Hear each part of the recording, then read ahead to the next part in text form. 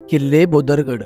चारही बाजूला घनदाट झाडी, अगदी मोजक्याच किल्ल्यांची असते अशी सुस्थित तटबंदी, विस्तीर्ण पठार, त्याच सोबत असलेला हा पांढऱ्या पाण्याचा दूध तलाव, अशा अनेक वैशिष्ट्यांचे परिपूर्ण असलेला किल्ले बोदरगड. तर नमस्कार मित्रांनो, पावसाळ्यातील महाराष्ट्राच्या 6व्या भागात आपण चाललोय किल्ले बोदरगड पाहायला. हा गड कोल्हापूर पासून 60 किलोमीटर अंतरावर असून जाताना सुंदर रस्ते व असे पॉइंट आहेत की तुम्ही तिथे थांबल्याशिवाय राहणारच नाही. 60 किलोमीटर गाडी चालवून आम्ही पोहोचतो किल्ले बोदरगडवर. हा गड पठारावर असल्यामुळे गडावर गाडी जाते. सुरुवातीला भैरवनाथ मंदिर गडावरील हे एक श्रद्धास्थान आहे.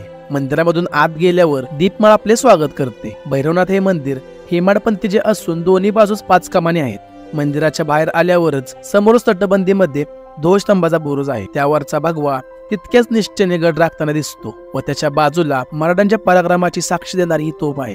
तिथून थोडं उजव्या बाजूला आल्यावर समोरच तटबंदी आहे. या तटबंदीची रुंदी 5 फूट इतकी असून वर येण्यासाठी पायऱ्या आहेत. तिथून खाली उतरल्यावर पुढे करवीर छत्रपतींनी बांधलेले शिव मंदिर आहे. मंदिराच्या बाहेरच्या गाभाऱ्यात नंदीचे दर्शन होते. मुख्य मंदिरामध्ये छत्रपती शिवाजी महाराजांचा अर्धपुतळा आहे.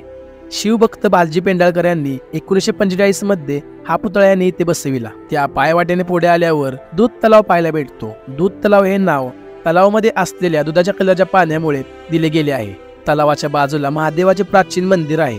मंदिराच्या बाहेर नंदी असून मंदिरामध्ये 2 शिवलिंगे आहेत.